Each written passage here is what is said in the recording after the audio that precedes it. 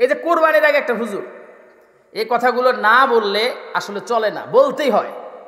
সেই ছেলে বলতেছে যে ইমিডিয়েটলি তোমার গার্লফ্রেন্ডে তুমি একটা মেসেজ ড্রপ করো, মানে মেসেজ দাও। কি যে মেসেজ? যে জান, আল্লাহর জমিনে থেকে আমরা হারাম রিলেশনে থাকবার যাচ্ছি না, আমরা চাচ্ছি এই কোরবানির ঈদে মোস্ট গুরুত্বপূর্ণ সময়, এই সময় আমরা এখন বিয়ে করে নিই।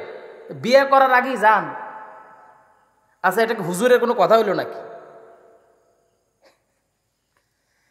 আমার ভাইয়ের, আমার বন্ধুগণ, এইসব আলেমদেরকে গ্রহণ করা যাবে না।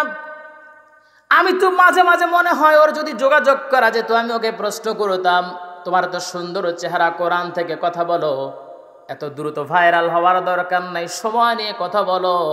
একটা সময় গিয়া দেখবা, যদি তোমার উদ্দেশ্য যদি হয় কোরআন প্রচারের যদি উদ্দেশ্য হয়ে যায়, আল্লাহর কসম করে বলতেছি, আল্লাহি বিল্লাহি তাল্লাহি, আল্লাহ রাব্বুল আলামিন তোমার সম্মানটা আকাশচুম্বী করে দিবেন, ঠিক কিনা? এই বাংলাদেশে কত মুফাসসির, কতজন আসলো, কত আলোচক আসলো, এলো গেল, কিন্তু একজন কোরআনের পাখি ছিলেন। সারাটা জীবন 50টা বছর কোরআনের তাফসির তিনি করলেন।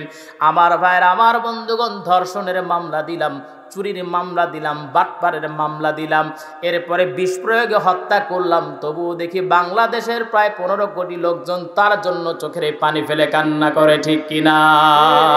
এক নম্বর কারণ, কোরআনকে তিনি গ্রহণ করেছিলেন। আমার ভাইয়ের, আমার বন্ধুগণ, এই জন্য কোরআনটাকে আমাদের গ্রহণ করতে হবে। আল্লাহ রাব্বুল আলামিন বলছেন, যারা ঈমান আনবে, সৎকর্ম করবে, আল্লাহ পাক তাদেরকে স্বীয় রহমতের চাদর দিয়ে আবৃত করে ফেলবেন এবং তারাই সাফল্যমণ্ডিত হয়ে যাবে। আপনি যদি ঈমান আনেন, সৎকর্ম করেন, আল্লাহর কসম করে বলছি, চিন্তার কোনো কারণ থাকবে না, টেনশনের কোনো কারণ থাকবে না। আল্লাহ রাব্বুল আলামিন আপনাকে সফলতা দান করবেন। সাহাবীদের ঈমানদীপ্ত জীবনী আমি যতই পড়েছি, ততই যেন অবাক হয়েছি। সাহাবীদের ঈমান আর আমাদের ঈমানটা যেন আকাশ আর পাতালের মতো, এত তফাৎ। আমার ভাইয়ের, আমার বন্ধুগণ, ঈমান যদি আপনি আনেন আর সৎকর্ম যদি করতে চান, তাহলে আল্লাহ রাব্বুল আলামিন আপনাকে পরীক্ষায় ফেলবেন। সেই পরীক্ষা কিন্তু সাধারণ পরীক্ষা না।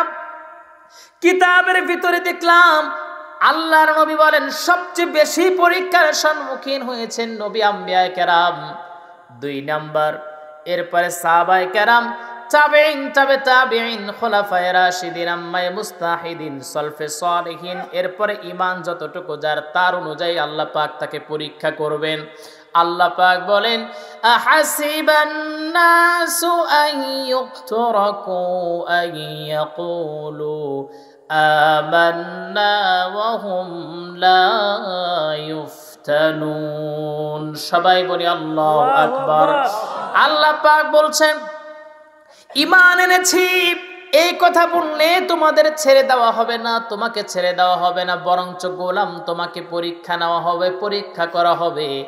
বান্দা, এই পরীক্ষায় যদি তুমি সাফল্যমণ্ডিত হতে পারো, চিন্তার কোনো কারণ নাই, টেনশনের কোনো কারণ নাই।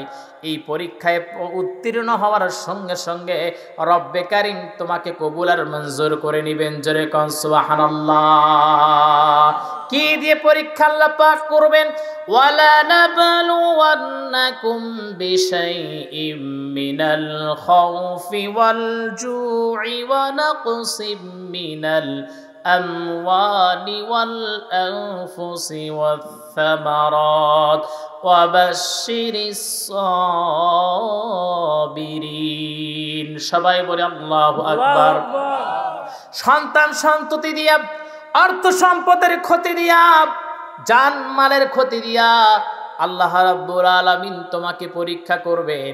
আমার ভাইরা, আমার বন্ধুগণ, এই পরীক্ষায় আপনাকে ইস্তেকামাত রাখতে হবে আল্লাহর প্রতি। অবশ্যই ঈমান এই জায়গায় মজবুত করতে হবে।